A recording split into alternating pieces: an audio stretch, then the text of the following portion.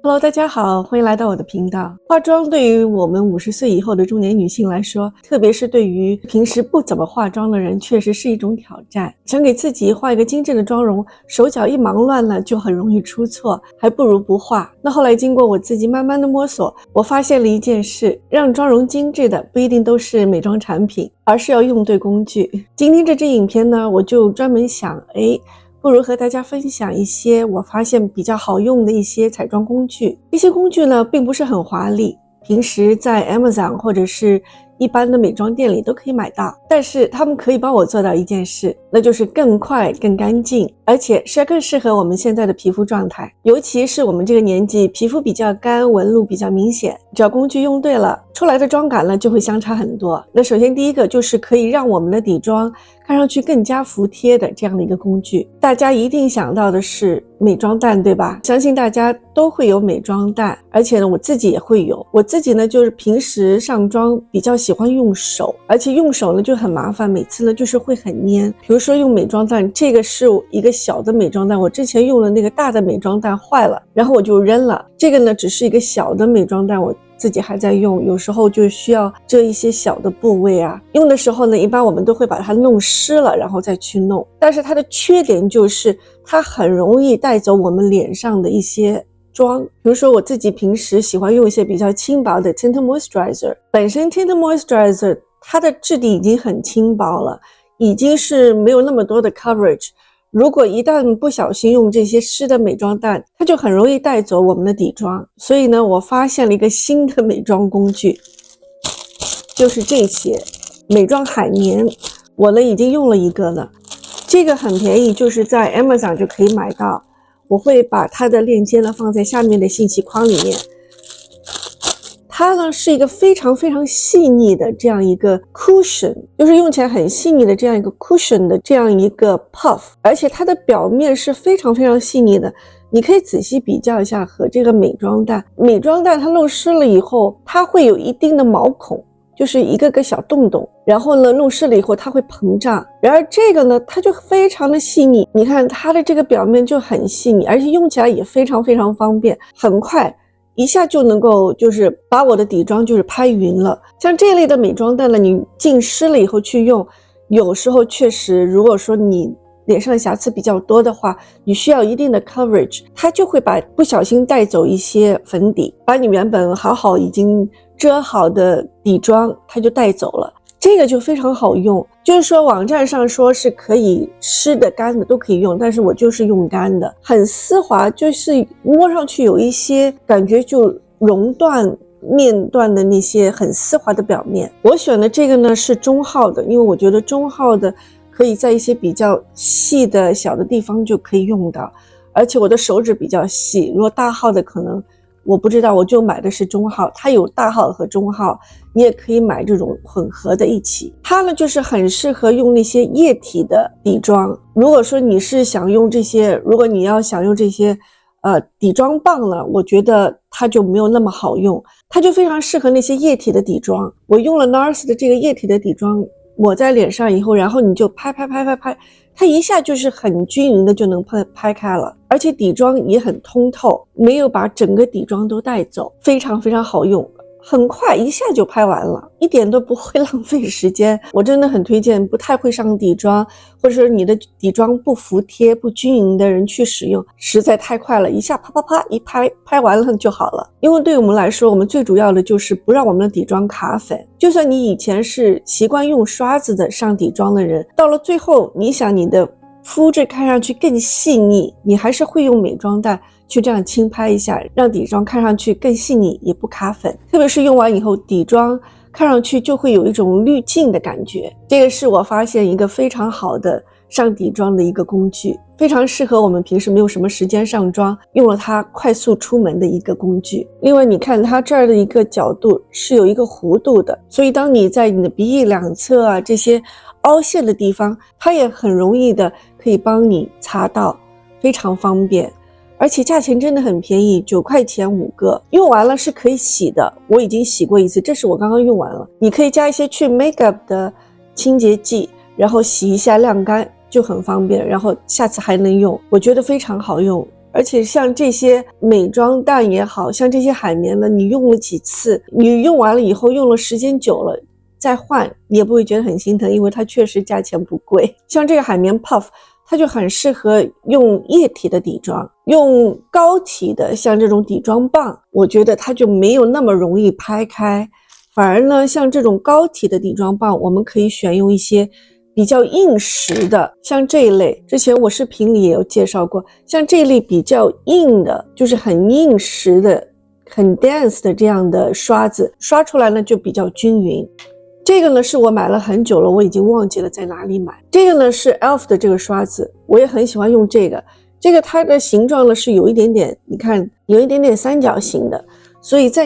在刷的时候呢，它可以很好的在这些小的 angle 的部位呢，它就很能均匀的刷到，而且它也是那种密度很高很 dense 的这种刷子，所以非常适合如果说你平时喜欢用底妆棒啊，或者是你不上底妆，只是喜欢用一些遮瑕，你这样就稍微刷一刷，它就非常好用。就是像这类比较短比较 dense 的刷子呢，就非常适合你平时喜欢用底妆棒，不管是迪奥的还是 Mary 的这种底妆棒，我都会用到这种比较 dense 的刷子，它就很容易刷开。但是到最后呢，你不管怎么样刷，就是虽然是很均匀，到最后呢，我还是会用这个 puff， 就稍微在不均匀看到有刷痕的地方，你稍微拍一下，它就很轻盈很通透了，不会有那种刷子的刷痕。第二个工具呢，就是一些小的比较精细的刷子，这些刷子呢可以帮助我们很精准的去上妆。以前呢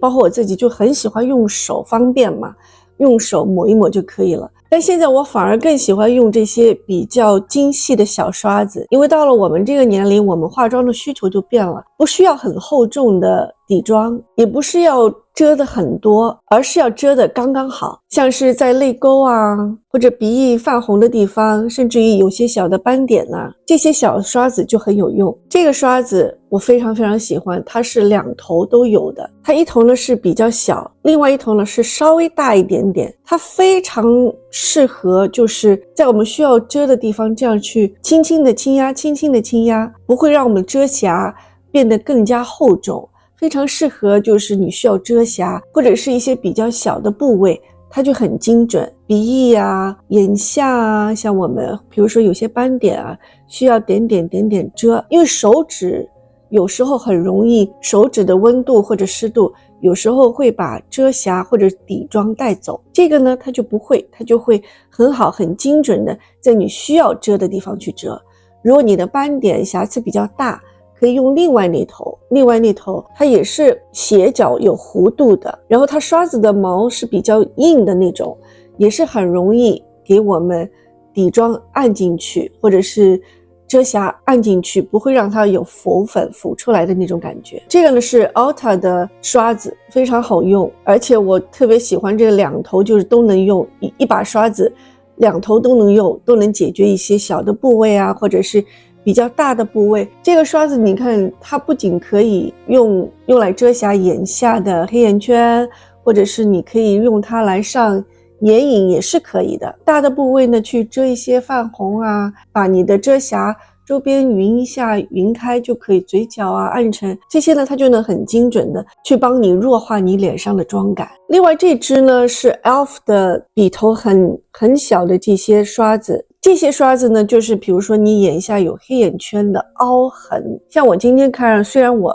画了，但是我的水肿很厉害，昨天晚上喝太多水了，就是还是会有凹陷，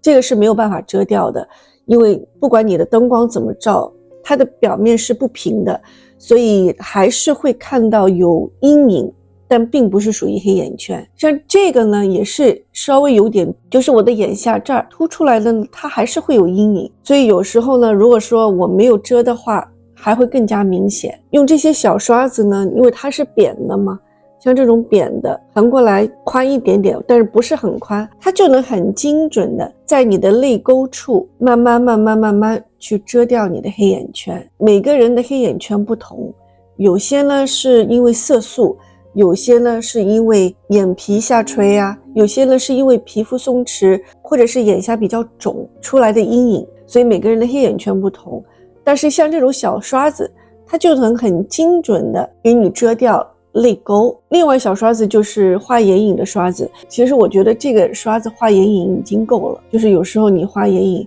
但是如果说你的眼影要求就是画的比较复杂一点，不像我平时就这么一种颜色上了就可以了，你可以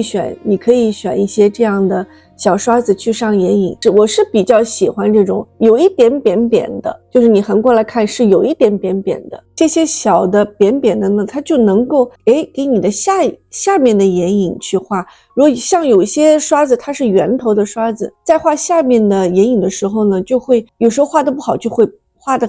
圈很大，没有那么精准。这种扁扁的呢，它就很适合画我下面的眼影，包括上面这儿外面的眼影。如果你想画一个颜色是比较接近你的下眼皮的，那你就可以用这种比较小的刷子，很精准。有些时候呢，虽然我们想用手，但是手呢始终面积还是很大，不能很精准的让你在你需要画的地方去上眼线。用这些小刷子好处就可以在你需要的地方很精准的去上妆，而不是一大片的盖上去，妆感呢也会更轻，不会那么厚重。有时候呢我们上妆的时候真的不是产品太干，而是我们一不小心就擦的太多了，所以用这些小的刷子，它用量比较小，而且又能很精准的给你去上妆。那像这个小刷子，像这种刷子呢，就是螺旋刷，是专门用来刷眉毛的。我觉得对于我们平时化妆，眉毛真的很重要。在画眉毛之前呢，就是用这种螺旋刷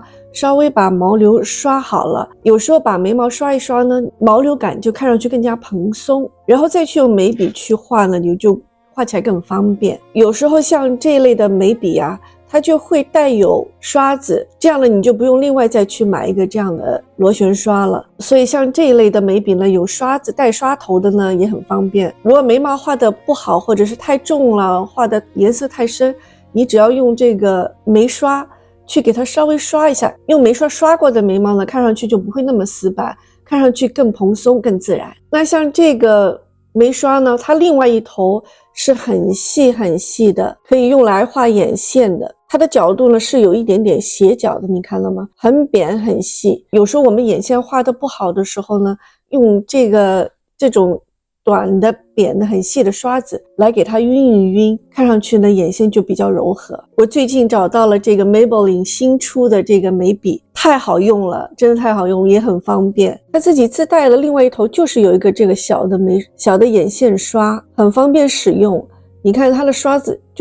也是这种很细很扁的刷子。另外那头呢，这个眼线笔它是那种扁的，它也是那种卷出来的，也是很细的扁的这种眼线笔。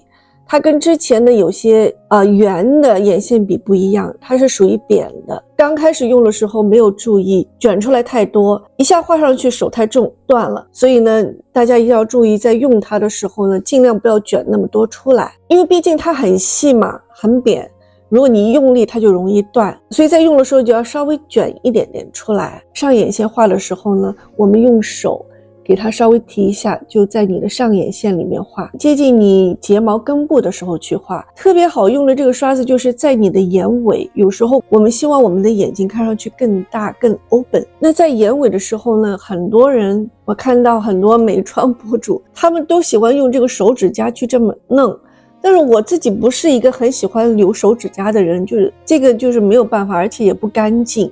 我发现这个就非常好用，所以我之前呢就喜欢用我自己的这个刷子，就给它去匀一匀。现在我发现 Maybelline 出了一个这样的刷头，非常非常好用，只要在你的眼线后面半段，你想给它稍微拉出来一点点，有一个弧度，因为我们年纪大了，就是我们的上眼皮会下垂，所以有时候就在画眼线特别是画到就是双眼皮这儿下来的地方呢，我自己呢就是会给我的眼皮遮掉，像这儿就是年纪大了，就是它会下垂嘛，所以我有时候就一定要把这个眼线稍微画出来一点点，那个眼睛都看上去不会那么 close， 就会比较大一点点。用这个刷子就很方便，你只要把这个地方不要往上提哦，把这个眼角的地方往外拉一点，这样轻轻的根据你的眼线这样拉出来，就很自然，非常好用。你还可以晕你的眼线，有时候眼线画的不好，你就可以去晕一个眼线，看上去眼睛呢就是眼线很自然，是不是？比如说你想画一下下眼线，也可以用刷子去刷，它就很自然，眼睛看上去就会大很多。所以我觉得这个设计的真的是非常方便，你只要带一支眼线笔，然后它后面自己佩戴的一个小刷子，画起来就更加方便。而且我选的这个颜色呢是 light brown， 尽量我们到了这个年纪尽量不要去选择太黑太深色的眼线，看上去呢眼睛已经开始上眼皮下垂了，如果你再画很深的眼线，那个眼睛反而会 close， 所以我们画一些稍微比较柔和一点的 light brown 的 color， 眼睛看上去呢就会更精神更自然。对了，还有一个小工具，特别是在我们需要画眼线画眼妆的时候，到了这个年纪我们都会有老花，所以呢我特别推荐你们去买一个像这一类的镜子，它一面是放大镜，一面是就是正常的镜子，对于我们这个年龄的人去画眼线看不清楚的时候真的很方便使用，而且带出去也很方便。你看我已经用到上面的字都已经没有了，带出去也很方便，放在包里。如果是想补妆啊，然后又没有戴老花眼镜的时候，像这一类的镜子就非常实用，你就能很 close up 看到自己哪些地方眼线啊眉毛啊眼影啊都可以用到它。另外在家里化妆呢你可以用这种镜子，它是两面的，一面呢就是正常的镜子，另外一面呢就是放大的，就是它是两面的，所以这个也非常实用。你可以在家里，就是像我们到了这个年纪眼睛老花，自己化妆，特别是在画眼线的时候很容易画出来或者画进去看不清楚，所以这个呢就是很实用，这个呢也很实用，平时自己带出去就能用。所以到了这个年龄没有办法，还是需要工具来帮助我们。另外呢，就是当我们的眼下有时候遮黑眼圈的时候，我们有皱纹干纹，有时候这些遮瑕呢很容易让我们卡粉，很多时候呢我们会用手指去按，但是在按的时候呢它还是会把一部分的遮瑕带走，所以我就发现这个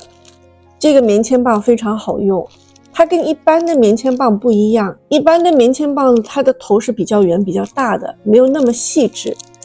这个棉签棒呢，它就是棉签棒前面的头很细，你看到吗？是非常非常细的这种棉签棒。像我们就是化完妆了，最后想在定妆之前再仔细的去看一下，结果发现皱纹的地方又卡纹了，这个是非常正常的。我相信所有的遮瑕到了我们这个年纪，到了我们这个皮肤上，只要你有皱纹，它多多少少都会卡纹卡粉。但是我们应该怎么处理呢？我就发现用这些小的很细的海绵棒，它就能很精准的给你在有皱纹的地方去把多余的粉弄掉，很精准。比如说眼下有皱纹的地方，你就这么轻轻的看到，用一个放大镜，要有一个放大镜，用有皱纹的地方，你看到有卡纹的地方，就稍微这么在有纹路的地方稍微这么按一下，